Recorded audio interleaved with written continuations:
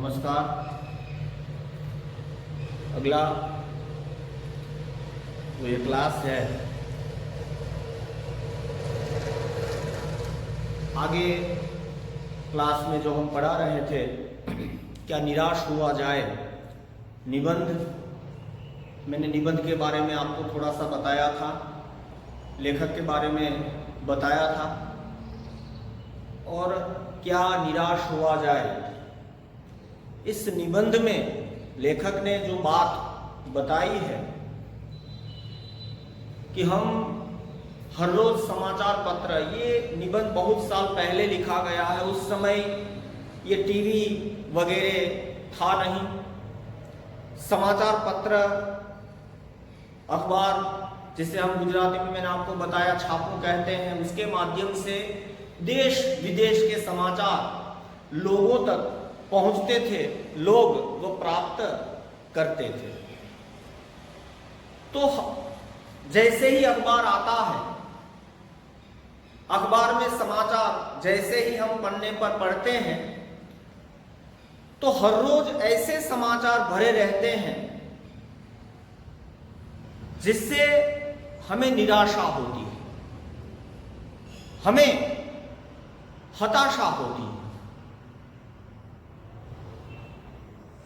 खून, हत्या, चोरी, डकैती, भ्रष्टाचार, बेईमानी जैसे नेगेटिव जिसे कहते हैं, नकारात्मक जिसे कहते हैं, ऐसे समाचार भरे रहते हैं अखबार में। और ऐसे समाचार जब हम पढ़ते हैं तो हमारे भीतर भी नकारात्मकता उत्पन्न होती है। हमें लगता है कि देश में कोई अच्छा आदमी ही नहीं रहा, सारे बेईमान ही बेईमान है, कहीं पर अच्छाई हमें नजर नहीं आती, बुराई ही बुराई हमें नजर आती है। और ये स्थिति बहुत ही खराब ये स्थिति होती है। लेखक ने यहां पर ये देखा, लेखक भी अखबार पढ़ते हैं, हर रोज ऐसे समाचार पढ़ते हैं, तो उसके मन में भी विचार आता है, उनका मन भी हताश हो जाता है, वह भी निराश हो जाता है। उनको भी लगता है कि क्या दुनिया में कोई अच्छा आदमी नहीं है, सब बेईमान है, कहीं पर अच्छाई नहीं है, सत्य नहीं है, चारों ओर झूठ ही झूठ, फरेब ही फरेब, धोखा ही धोखा। तो उनका मन भी एक हताश हो जाता है, निराश हो जाता है। विचार करते हैं, उसके मन में विचार आता है कि महात्मा गांधी, लोकमान्य तिलक, रविंद्रनाथ टैगोर, मदन मोहन मालवीय जैसे महापुरुषों ने जिस भव्य भारत की कल्पना की थी, वो भव्य भारत आज खत्म हो गया, वह नष्ट हो गया। तब एक आशावादी किरण लेखक के भीतर उत्पन्न होता है, और लेखक कहते हैं कि नहीं, ऐसा हो नहीं सकता। भारत भव्य था, भव्य है और भव्य रहेगा। भारत पहले महान था, आज भी महान है, और भविष्य में भी महान वह रहेगा। यह सही है कि इन दिनों कुछ ऐसा माहौल बना है कि ईमानदारी से मेहनत करके जीविका चलाने वाले निरीह और भोले भाले श्रमजीवी पीस रहे हैं, और झूठ तथा फरेब का रोजगार करने वाले फल फूल रहे हैं। आप अपनी किताब में देखिए, किताब पास में रखिएगा और उसमें आप देखिए, लेखक बताते हैं, कहते हैं कि आजकल हमारे देश में माहौल कैसा है। ईमानदारी के रास्ते पर चलने वाला व्यक्ति, सत्य बोलने वाला व्यक्ति, ईमानदारी के रास्ते पर चलते हुए अपने परिवार का जो गुजारा करता है, ऐसा व्यक्ति जो भोला भाला है, निरीह मतलब निर्दोष है, ऐसा व्यक्ति आज पीस रहा है। ऐसे व्यक्ति का शोषण हो रहा है। जो मेहनत करता है, मजदूरी करता है, दिन भर मेहनत करता है, किसान है, वह दिन भर अपने खेत में मेहनत करता है, मजदूर होता है, वह दिन भर वह मजदूरी करता है, मेहनत करता है। तो मेहनत करने वाला व्यक्ति, सच्चाई के रास्ते पर चलने वाला व्यक्ति, ईमानदारी के रास्ते पर चलते हुए ये व्यक्ति है, ये लोग हैं, वह आज पीस रहे हैं। ऐसे लोगों का शोषण हो रहा है। और दूसरी ओर झूठ बोलने वाले, बेईमानी करने वाले, भ्रष्टाचार करने वाले, किसी को धोखा देने वाले लोग वो फल फूल रहे हैं, मतलब उसका विकास हो रहा है, वह आगे बढ़ रहे हैं। ये माहौल आज देश का है, ये वातावरण है हमारे देश का आज आगे है। ईमानदार को मूर्खता का पर्याय समझा जाने लगा है। सच्चाई केवल भीरू और बेबस लोगों के हिस्से पड़ी है। आज कोई व्यक्ति ईमानदारी की बात करता है, आज कोई ईमानदारी की बात करता है तो ईमानदारी की बात करने वाले व्यक्ति को मूर्ख कहा जाता है। कोई सच्ची बात करता है, अच्छी बात करता है, तो ऐसे व्यक्ति को आज मूर्ख समझा जाता है। सत्य अगर कोई बोल देता है तो सत्य बोलने वाले व्यक्ति को आज डरपोक कहा जाता है कि तू डरपोक है, तू मूर्ख है, तू पागल है। ईमानदारी के रास्ते पर चलने वाला व्यक्ति जो होता है उनको लोग आज पागल कहते हैं, उसको मूर्ख कहा जाता है। ये माहौल है आज हमारे देश का। ऐसी स्थिति में जीवन के महान मूल्यों के बारे में लोगों की आस्था ही हिलने लगी है और स्थिति ऐसी है, और ऐसी स्थिति के कारण जीवन के जो महान मूल्य है, सत्य, अहिंसा, प्रेम, करुणा, ईमानदारी, ये जो हमारे मूल्य है, इन सारे मूल्यों पर से हमारा विश्वास, आस्था मतलब विश्वास, वह धीरे धीरे धीरे करके जो है वह कम हो रहा है। सत्य पर से हमारा विश्वास, क्योंकि हम देखते हैं कि सत्य बोलने वाला व्यक्ति वह उनका शोषण हो रहा है, उनकी स्थिति बहुत ही खराब है, दयनीय है। झूठ बोलने वाला व्यक्ति बहुत ही आगे बढ़ रहा है। तो क्या होगा, हमारे भीतर भी सत्य के प्रति हमारा विश्वास क्या हो जाएगा, कम हो जाएगा। हमें सत्य पर से विश्वास उड़ जाएगा। हम देखते हैं ईमानदारी के रास्ते पर चलने वाला व्यक्ति जो होता है वह एकदम, जिसे हम कहते हैं ना कि दयनीय उनकी स्थिति हो जाती है। और दूसरी ओर देखते हैं बेईमानी करने वाला व्यक्ति, भ्रष्टाचार करने वाला व्यक्ति, वह बहुत ही आगे बढ़ रहा है। तो ईमानदारी पर से हमारा विश्वास क्या हो जाता है, उड़ जाता है। तो ये, परंतु ऊपर ऊपर जो कुछ दिखाई दे रहा है वह बहुत ही हाल की मनुष्य निर्मित नीतियों की त्रुटियों की देन है। लेखक कहते हैं कि ऊपर ऊपर ये जो हम दिखाए हमें दे रहा है, आज हम देखते हैं तो क्या देखते हैं, बेईमानी, बहुत ही बेईमान लोग बहुत ही आगे बढ़ रहे हैं, भ्रष्टाचार करने वाले लोग बहुत ही आगे बढ़ रहे हैं, सत्य बोलने वाले लोग पीछे धकेले जा रहे हैं, उनका शोषण हो रहा है, झूठ बोलने वाले लोग बहुत ही फल फूल रहे हैं, बहुत ही उनका विकास हो रहा है। तो उनका कारण क्या है, तो लेखक ने बताया है कि हाल की मनुष्य निर्मित नीतियों की त्रुटियों की देन है। मनुष्य ने जो नीति नियम बनाए हैं और ये नीति नियम, उसमें त्रुटि मतलब कमी, खामी गुजराती में कहते हैं। तो नीति नियम मनुष्य जो बनाता है, उनके नीति नियमों में त्रुटि के कारण, कमी के कारण ये सब हो रहा है। सदा मनुष्य बुद्धि नई परिस्थितियों का सामना करने के लिए नए सामाजिक विधि निषेधों को बनाती है, उनके ठीक साबित न होने पर उन्हें बदलती है। मनुष्य अपनी बुद्धि से हमेशा, आप देखें कि कोई नया सामाजिक, आप यहां पर देखें कि नई कोई परिस्थिति आ जाती है, मान लीजिए स्वाभाविक है, मैं आपका ही दृष्टांत देना चाहता हूं। पहले क्या था कि शादी ब्याह होते थे तो उसमें भोजन खाने के लिए, आपको पता है, लाइन में बिठाया जाता था, पंगत उसे कहते हैं गुजराती में। तो लाइन में बिठाया जाता था और सब अपने अपने हाथों से, मतलब परोसने वाले जो होते थे वो परोसते थे। फिर परिस्थिति बदली, समय बदला, परिस्थिति बदली, तो आप देखें कि शादी में पहले 100 लोग आते थे, 150 लोग आते थे। अब व्यक्ति है, उनके सामाजिक संबंध विस्तृत हुए, बढ़े, तो शादी में बहुत सारे 1000, 1500, 2000 के आसपास लोग आने लगे।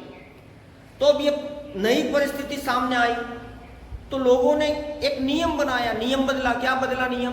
अपनी बुद्धि से विचार किया कि एक एक को 2000 लोग हैं, एक साथ सबको परोसना ये तो संभव नहीं है। मतलब संभव है, बहुत ही कठिन है। परोसने वाले थक जाते हैं, उनकी कमर जो है अकड़ जाती है। तो क्या किया? बुफे लाइन में जो है टेबल रख दिए, उस पर ये सब डिशें रख दी और बाद में आपको पता एक के बाद एक लाइन बुफे हो गया ना, ये शुरू। तो ये नया नियम, ये व्यक्ति ने अपनी बुद्धि से ये सोचा और ये नियम बन गया। आज बुफे है। अब देखें शादी ब्याह में जाते आप, समय होता है, मान लीजिए 11 बजे से 2 बजे तक, तो आप कभी भी किसी भी टाइम जाए, 12 बजे जाओ आप, 1 बजे लाइन में आपको खड़े रहने की आवश्यकता नहीं। डायरेक्ट आप डिश लेकर अपने हाथ से खाना लेकर आप 10-15 मिनट में खाना जो है आप खाने के बाद आराम से आधे घंटे में आप वापस आ जाते हैं, आपका समय भी बचा। ये सब तो ये मनुष्य अपनी बुद्धि से करता है। नई परिस्थितियों का सामना करने के लिए नए नीति नियम मनुष्य बनाता है। उनके ठीक साबित न होने पर उन्हें बदलती है और नया नियम कोई बना, वह समाज के लिए या लोगों के लिए अनुकूल नहीं है तो क्या करना पड़ता है? उसको फिर बदल दिया जाता है, फिर बदल देते हैं, उसमें परिवर्तन कर दिया जाता है। नियम कानून सबके लिए बनाए जाते हैं, पर सबके लिए कभी कभी एक ही नियम सूख कर नहीं होते। सामाजिक नियम हो या कोई भी नियम हो, सबके लिए नियम कानून सबके लिए होता है। लेकिन कभी कभी क्या होता है कि एक नियम एक व्यक्ति पर लागू होता है और दूसरे व्यक्ति पर वह नियम लागू नहीं होता। एक नियम एक व्यक्ति के लिए फायदेमंद होता है, वही नियम दूसरे व्यक्ति के लिए नुकसानकारक होता है। तो ये होता है। कभी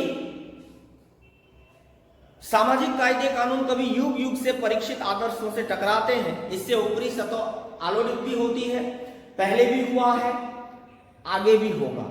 उसे देखकर हताश हो जाना ठीक नहीं है। पुराने और नई, नई पीढ़ी और पुरानी पीढ़ी, स्वाभाविक है। आदर्श विचार, नए विचार और पुराने विचार आपस में क्या होते हैं? टकराते हैं। पिताजी कहते हैं कि खेत में ये जो है फसल हमें बोनी है, बेटा कहता है कि नहीं ये नहीं करना है, हमें ये करना है, ऐसे हम करेंगे। पिताजी नहीं, ऐसे हम खेती करेंगे। पुत्र कहता है कि ऐसे हम करेंगे। ये क्या है? पुरानी पीढ़ी नई पीढ़ी आपस में टकराहट होती है। और नियमों में भी, सामाजिक नीति नियमों में भी यही होता है कि पुराने विचार और नए विचार, पुराने आदर्श और नए आदर्श आपस में टकराते हैं और इससे माहौल थोड़ा बिगड़ता है। पहले भी हुआ था और आगे भी ऐसा होगा। इससे हताश होने की आवश्यकता नहीं है, इससे निराश होने की आवश्यकता नहीं है। भारतवर्ष ने कभी भी भौतिक वस्तुओं के संग्रह को बहुत अधिक महत्व नहीं दिया है। भौतिक वस्तु, धन दौलत, पैसा, तो भारत के लोग, हम प्राचीन भारत की बात करें और आज की बात करें तो भारत के लोगों ने कभी भी भौतिक वस्तुओं को महत्व नहीं, धन दौलत, पैसा, सोना चांदी, रुपया, हीरा मोती, माणिक, गाड़ी, ये सब महत्व कभी भारत के लोगों ने इन वस्तुओं या इनका जो है इनको महत्व नहीं दिया। उसकी दृष्टि से मनुष्य के भीतर जो महान आंतरिक तत्व स्थिर भाव से बैठा हुआ है वही चरम और परम है। तो मनुष्य ने महत्व किसको दिया है? धन दौलत पैसे को भारत के लोग महत्व नहीं देते। तो भारत के लोग महत्व किसको देते हैं? हमारे भीतर जो आंतरिक तत्व है, हृदय, हमारे भीतर क्या है? हृदय। तो हमारे भीतर ये जो हृदय है, तो हृदय को मनुष्य, भारत के मनुष्य या भारत के लोगों ने जो है वह हृदय को महत्व दिया है। लोभ, मोह, काम, क्रोध आदि विकार मनुष्य में स्वाभाविक रूप से विद्यमान रहते हैं, पर उन्हें प्रधान शक्ति मान लेना और अपने मन तथा बुद्धि को उन्हीं के इशारे पर छोड़ देना बहुत निकृष्ट आचरण है। लेखक ने यहाँ पर बताया कि लोभ, मोह, काम, क्रोध ये विकार है, हमारे भीतर जो विकृति उत्पन्न करते हैं। तो ये सारे, ये जो है काम, क्रोध, लोभ, मोह, ये विकार है और हर एक व्यक्ति के भीतर ये विकार होते हैं, बैठे हैं। हर एक, मैं, मेरे भीतर, आपके भीतर, सबके भीतर ये विकार होते हैं, पड़े होते हैं। और अगर आप उनको मुख्य मान लेते हैं, इन विकारों को आप मुख्य मान लेते हैं और उन्हीं के इशारों पर आप चलने लगते हैं, तो लेखक कहते हैं कि ये बहुत ही बुरा, ये खराब जो है आपका व्यवहार है, बहुत ही खराब है। भारतवर्ष ने कभी भी उन्हें उचित नहीं माना, उन्हें सदा संयम के बंधन से बांधकर रखने का प्रयत्न किया। तो भारत के लोगों ने कभी भी इन विकारों को महत्व नहीं दिया, इन विकारों को हमेशा संयम के बंधन में बांधने का जो है, लेखक ने यहाँ पर कि उनको बांधने या उनको बांधकर रखने का ये प्रयत्न भारत के लोगों ने किया है। उदाहरण के रूप में घोड़ा होता है, घोड़े पर आप बैठते हैं, जैसे ही आप घोड़े पर बैठते हैं तो उनकी जो लगाम होती है घोड़े की, वो लगाम आप अपने हाथ में पकड़ लेते हैं, पकड़ते हैं कि नहीं? आपको पता है आपका ही घोड़ा है, आप जैसा कहेंगे वैसा ही वह करेगा, लेकिन जैसे ही आप बैठते हैं लगाम आप हाथ में पकड़ लेते हैं। क्यों पकड़ लेते हैं? क्योंकि आपको भी पता है कि अगर लगाम आपने नहीं पकड़ी तो वह घोड़ा, भले ही वह आपका है, आप उनको खाना खिलाते हैं, आप उनकी मालिश करते हैं, आप उनको उनकी परवरिश करते हैं, लेकिन फिर भी लगाम अगर आपने नहीं पकड़ी उस घोड़े की तो वह घोड़ा आपको क्या कर देगा? गिरा देगा। थोड़ा चलेगा, उसके बाद वो दौड़ने लगेगा, आपको वह गिरा देगा। तो घोड़े को कंट्रोल में रखने के लिए, घोड़ा आपको न गिराए, आराम से आप घोड़े पर सवारी कर सके, इसलिए जरूरी है उसकी लगाम आपके हाथ में होनी चाहिए। और लगाम अगर आपने छोड़ दी तो वह घोड़ा बेकाबू हो जाएगा, वह घोड़ा आपके हाथ में रहेगा नहीं, वह घोड़ा आपको गिरा देगा। तो उसी तरह हमारे भीतर ये सारे विकार हैं, काम, क्रोध, मोह, लोभ, इन विकारों पर हमें क्या करना है? लगाम रखनी है, इनको संयम गुजराती में, हिंदी में, अंग्रेजी में कहते हैं कंट्रोल, इन पर हमें कंट्रोल रखना है।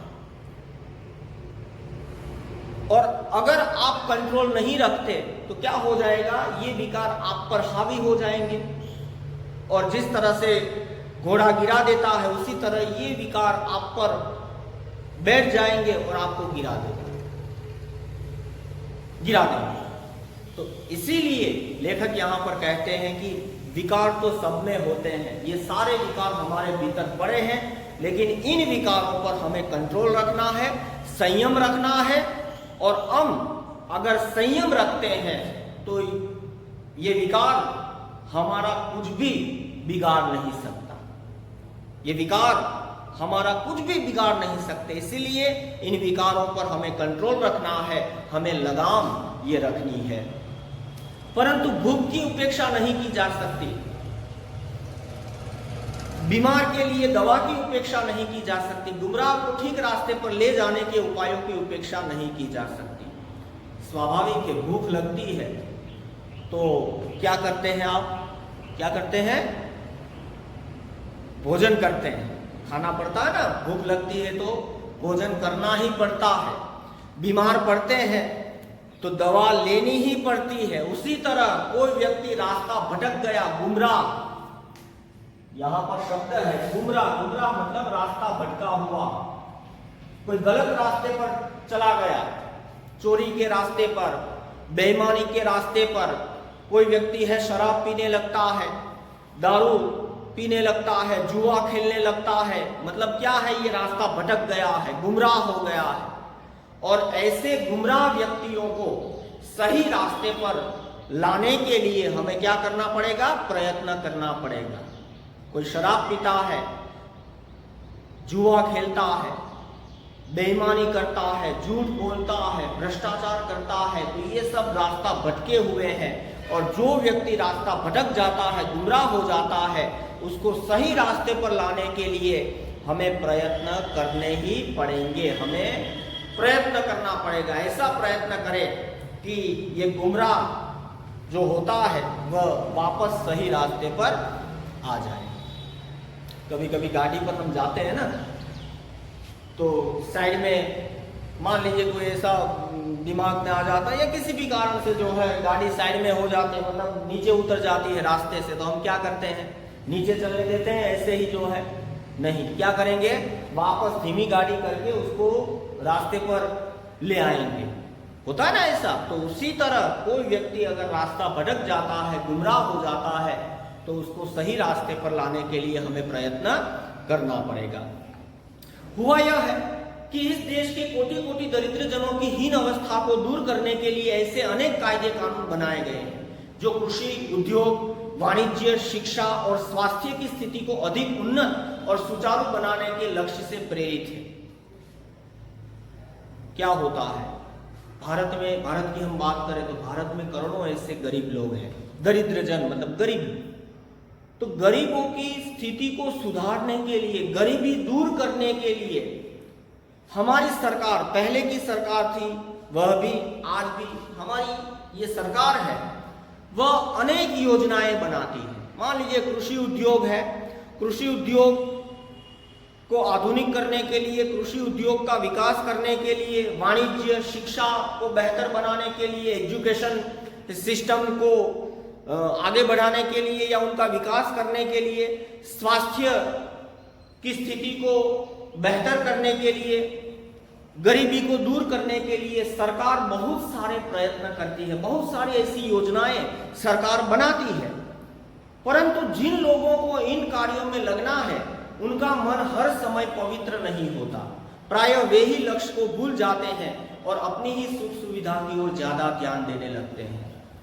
तो मान लीजिए सरकार ने वहां से कोई योजना बनाई, तो ये अधिकारी होता है उनका वहां पर, तो अधिकारी के हाथ में होता है। वहां से केंद्र की सरकार है, मान लीजिए केंद्र में सरकार है, वहां से फिर गुजरात सरकार, वहां से गुजरात में जो है उसमें से आप देखें जिला होता है, उसमें से तालुका, फिर गांव, तो चैनल होती है ऐसी, एक के बाद ये केंद्र है, उसके बाद ये और यहाँ पर ये जो है पहुंचती है। तो ये चैनल होती है, केंद्र है, राज्य है, फिर जिला होता है, तालुका होता है और गांव होता है, और उसके बाद व्यक्ति आता है। अब देखें होता है ऐसा, तो बहुत सारी योजना, यहां से कोई अधिकारी होता है केंद्र में, उनके पास ये योजना होती है। मान लीजिए 50 करोड़ की योजना है, गरीबी दूर करने के लिए 50 करोड़ की ये योजना है। तो ये मान लीजिए 50 लाख 5 करोड़ जो भी है, तो योजना है बनाई, आपने देखा। तो यहां से ये रुपया इनके पास आता है, स्वाभाविक है। फिर ये योजना, उसके बाद यहाँ, फिर यहाँ, तो आप देखें ये है अधिकारी है। तो हर समय व्यक्ति का मन पवित्र नहीं रहता, हर समय व्यक्ति अच्छे विचार ही नहीं आते, कभी कभी बुरे विचार आ जाते हैं, बुरा विचार आ जाता है। उनको लगता है 50 करोड़, मान लीजिए 50 करोड़ की योजना है, उसके मन में विचार आया कि इतना सारा, तो थोड़ा सा मैं अपने फायदे के लिए, तो 50 करोड़ में से 5 करोड़ वह खा जाता है, मतलब करप्शन, भ्रष्टाचार। फिर यहाँ का अधिकारी होता है, वह खा जाता है, फिर यहाँ नीचे। और जो व्यक्ति जिन लोगों के पास ये पैसे पहुंचने हैं या जिन लोगों तक ये योजना पहुंचनी है, वहां आते आते आप देखें बहुत ही कम 5 लाख रहते हैं। 50 करोड़ में से 5 लाख, 10 लाख, 20 लाख इतने बचते हैं, आप देखें। तो ये होता है, उसका माध्यम लेखक ने यहां पर यह बताया है। व्यक्ति चित्त सब समय आदर्शों द्वारा चालित नहीं होता। हर एक समय व्यक्ति का चित्त, मन व आदर्शों पर नहीं चलता। हर एक समय अच्छे विचार हमारे भीतर नहीं आते, 24 घंटे अच्छे ही विचार नहीं आते, कभी कभी बुरा विचार भी आ जाता है। जितने बड़े पैमाने पर इन क्षेत्रों में मनुष्य की उन्नति के विधान बनाए गए, उतनी ही मात्रा में लोभ, मोह जैसे विकार भी विस्तृत होते गए।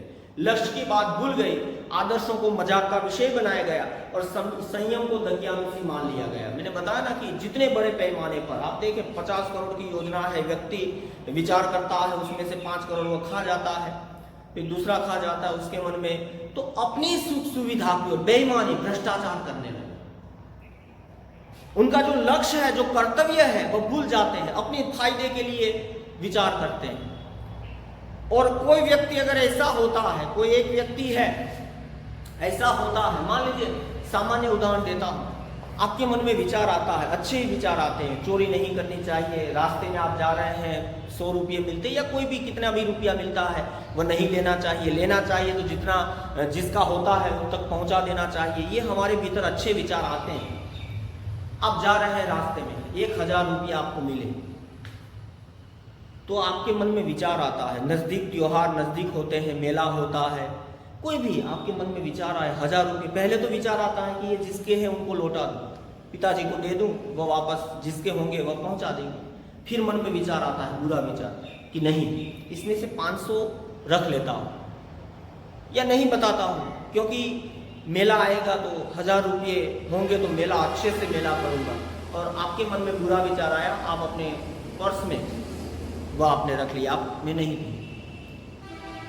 तो उसी तरह लोभ उत्पन्न हुआ ना, लालच ये उत्पन्न होती है। तो उसी तरह जितने बड़े जितने रुपये होते हैं, जितना बड़ा तो उतना लोभ ये सब बढ़ता है, लक्ष्य की बात भुला दी जाती है। कोई व्यक्ति अगर आदर्श की बात करता है, ईमानदारी की बात करता है तो उसका मजाक उड़ाया जाता है। परिणाम जो होना था वो हो रहा है, और उसका परिणाम जो होना था आज हो रहा, हम देख रहे हैं। भ्रष्टाचार का बोलबाला है, अहिंसा, हिंसा, बेईमानी, ये सब जो है बढ़ रहे हैं।